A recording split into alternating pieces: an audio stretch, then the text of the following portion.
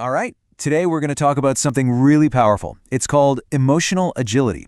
It's an idea from Harvard psychologist Dr. Susan David, and it's all about how to handle life's ups and downs without getting totally stuck. So let me ask you something. Does your mind ever feel like a hyperactive monkey? Just jumping all over the place, chattering nonstop? You know what I'm talking about, right? This monkey mind idea is actually super important for understanding why we get stuck in the first place. And get this, that nonstop voice in your head, it's got a name. People who study stories call it an unreliable narrator. Think about that. It's constantly spinning these tales for us.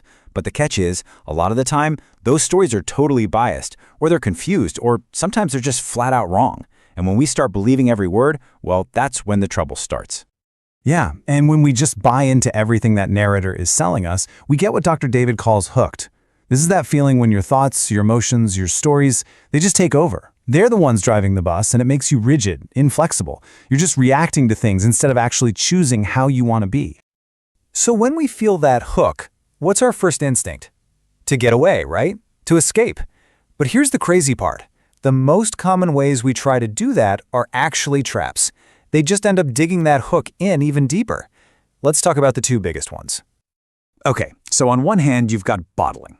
This is when you just, push those tough feelings down. You pretend they're not there, slap on a happy face, and tell yourself to just get on with it. And then on the other side, you've got brooding. This is where you get stuck in a loop, just replaying all the negative stuff over and over and over in your head. And I love how this is put. Holding on to difficult emotions at arm's length, that's bottling, is just exhausting. But crushing them to your chest, that's brooding, is completely constricting. You can't breathe, you can't move. See, neither one of these actually solves the problem. So if bottling them up doesn't work, and obsessing over them doesn't work, what does? Well, the answer isn't to declare war on your feelings. It's not a battle. It's about developing the skill, and that skill is called emotional agility. And it breaks down into 4 core practices. And here they are. It's 4 simple steps. Show up, step out, walk your why, and move on. You can think of these as the fundamental moves in the dance of emotional agility. It's the framework that helps us get more flexible, more resilient, and, well, more in line with the kind of life we actually want to live. Okay, let's break these down, starting with number 1, showing up. This is all about changing that very first reaction we have to our own difficult thoughts and feelings. Now, our first instinct, like we said, might be to go full-on hero mode. Grab a sword and slay our inner demons. But showing up asks us to do something completely different. Something kind of radical, actually. Yeah, there's this amazing metaphor from the horror film The Babadook. And Dr. David uses it to explain that the goal isn't to kill the monster. The goal is to acknowledge it's there. Maybe even let it live down in the basement. You feed it, you learn to live with it, but you don't let it run the whole house. That's what showing up is. It's meeting your feelings with curiosity instead of judging them.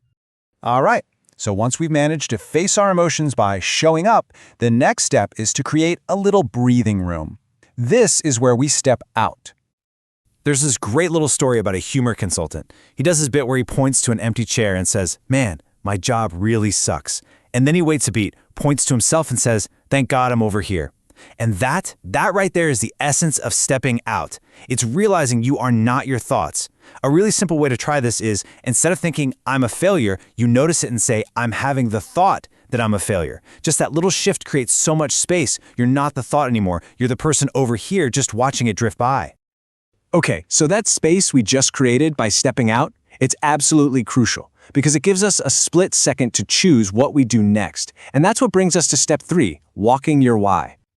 So what is your why? Well, it's basically your internal compass. It's your core values, the things that truly matter to you.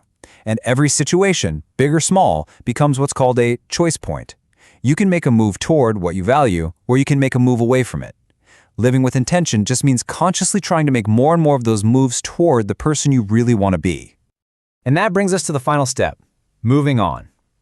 This is so important because it reminds us that real, lasting change almost never happens with some huge, dramatic gesture. It happens through tiny, consistent adjustments, little tweaks. There's this absolutely fascinating study that shows just how powerful these little tweaks can be.